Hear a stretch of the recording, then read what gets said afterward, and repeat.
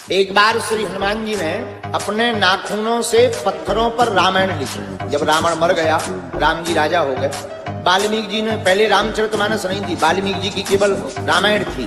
तो हनुमान जी के मन में आया कि हम तो 24 घंटा साथ रहे, तो बहुत से प्रसंग इन्होंने लिखे नहीं, उल्टे फुल्टे कर दिए, हम अपनी लिख करके दुनिया को बताएंगे कि राम जी कैसे थे। तो हनुमान जी ने अपनी नाखूनों से पत्थरों की शिलाओं पर रामायण लिखी, हजारों पत्थरों पर, और लिख लिख करके वो सभी शिलाखंड वाल्मीकि जी के आश्रम में रखने लगे। क्योंकि भाई उस वक्त यही बहुत अच्छा पब्लिकेशन था, बुक स्टॉल इन्हीं की बढ़िया थी। तो वाल्मीकि जी बोले ये क्या है? हनुमान जी बोले ये रामायण है, आपने कुछ कुछ छोड़ दिया, हमने लिख दिया, अब ये हमारी रामायण है, हमने लिखी। वाल्मीकि जी ने हनुमान जी की रामायण पढ़ी, तो उन्हें पूरी रामायण पढ़ने के बाद ये पता चला कि जहां हनुमान जी की रामायण अगर प्रेषित हो गई और प्रचार हो गई, तो वाल्मीकि जी सोचने लगे हमारी रामायण को तो कोई पूछेगा नहीं, हमारी तो बहुत छोटे लेवल की है, इनकी तो बहुत गजबई है। तो वाल्मीकि जी ने एक दिन हनुमान जी के चरण पकड़ लिए। हनुमान जी बोले कहो। वाल्मीकि जी बोले महाराज पहले वरदान दो, वचन दो कि हम जो मांगे सो दोगे। हनुमान जी बोले हमने वचन दिया, मांगो। वाल्मीकि जी बोले सरकार जो ये आपकी राम कथा है इसे समुद्र में डुबा दो, ताकि हमारी ही एक अकेली पुस्तक जिंदा बची रहे, सो हम जिंदाबाद बने रहेंगे, कोई कंपटीशन में खड़ा नहीं होगा। अब हनुमान जी वचन दे चुके थे, वचन के पक्के, प्राण जाए पर वचन न जाई। हनुमान जी बोले हम देखो डुबा तो देंगे, कोई बात नहीं। हनुमान जी ने बुरे मन से, मन तो नहीं था, लिखी बड़ी भाव चाव से थे, बड़े गिरे हुए मन से पूरी समुद्र में रामायण के शिलाखंड को डुबा दिया। लेकिन जैसे ही डुबाकर बाहर आए तो हनुमान जी ने श्राप दे दिया वाल्मीकि जी को, तुमने कलयुग के मनुष्यों जैसी हमारी रामायण से ईर्षा की, जाओ हम तुम्हें एक श्राप देते हैं, जो रामायण हमने लिखी थी यही रामायण लिखने के लिए तुम्हें कलयुग में पुनः जन्म लेना पड़ेगा। तो हमारी ही रामायण को लिखोगे, वही वाल्मीकि जी कलयुग में तुलसीदास बनकर के प्रकट भए।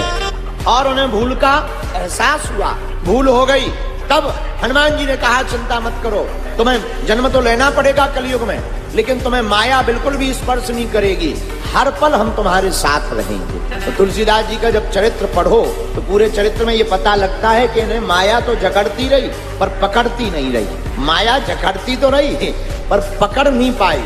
शादी हुई और शादी के बाद इतना प्रेम लोगाई से हुआ तुलसीदास जी का कि वो अपने मायके गई, इन्हें इतनी याद आई कि रात को ही अपनी गैया बचिया को बांधकर पत्नी के मिलने के चक्कर में शाम को ही ससुराल चल पड़े। सुबह लोगाई गई, शाम को जे पीछे से। भयंकर बारिश का मौसम, पानी बरस रहा, नदियां उफान पर। तुलसीदास जी ने देखा नदी भयंकर आई हुई है, जाना असंभव है, पर मन बोला लोगाई से मिलना जरूरी है। देखो माया कितनी बलवान।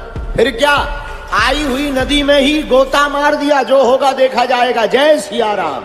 कूद गए नदी में, डूबने लगे। भगवान की माया। एक बहता हुआ मुर्दा जा रहा था, लकड़ी समझ करके तुलसीदास जी बैठे हैं मुर्दे पे। लकड़ी है, मुर्दे पर बैठे। भयंकर पीप, फूला हुआ मुर्दा पानी में, शरीर पानी में डाला जाए तो फूल जाता है। भयंकर पीप, दुर्गंध, लेकिन पत्नी की इतनी याद कि दुर्गंध भी सुगंध लग रही। कितनी खतरनाक है ये माया। मुर्दे के ऊपर बैठकर तुलसीदास जी पार गए। अब पार गए ससुराल, दीनबंधु पाठक के घर पर रत्नावली नाम की कन्या से इनका विवाह हुआ था।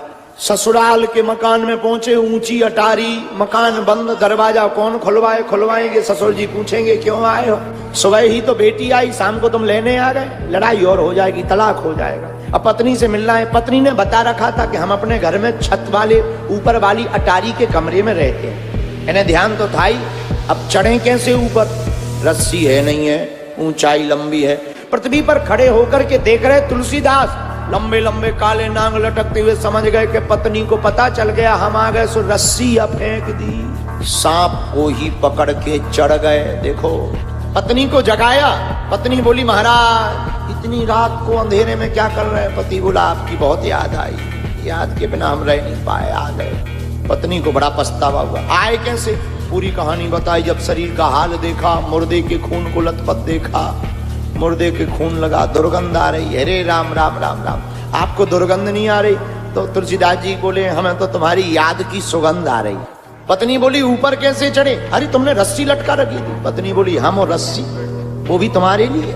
दिया सलाई जलाई, पुराना जमाना, दिया जलाई ली, प्रज्वलित किया, दीपक जलाया, तो जला के देखा काले काले नाग लटक रहे। बोले जय हो महाराज। तुलसीदास जी बोले देखो कितना प्रेम करते हैं, पर धन्य है पत्नी। पत्नी ने कहा महाराज जितना तुम हमारे इस हाड़ मांस के पुतले से प्रेम करते हो, इससे आधा भी प्रेम अगर रघुनाथ से किया होता तो आज रघुनाथ जी तुमको प्राप्त हो गए। जाने लगे। पत्नी बोली कहाँ जा रहे? अब बोले अब काम हो गया, तुम अपना जीवन देखो, अब हम चल रहे हैं, अब लौट करके फिर कभी प्रभु कृपा करेंगे तो जय जय होगी। हमें आशीर्वाद दो कि हम अब जहां जा रहे अब सही जगह जा रहे, अब हम जहां जा रहे सही जगह जा रहे। पत्नी बोली कहाँ जा रहे? बोले जहां जाने के बाद व्यक्ति लौट के नहीं आता। जहां कहाँ जा रहे?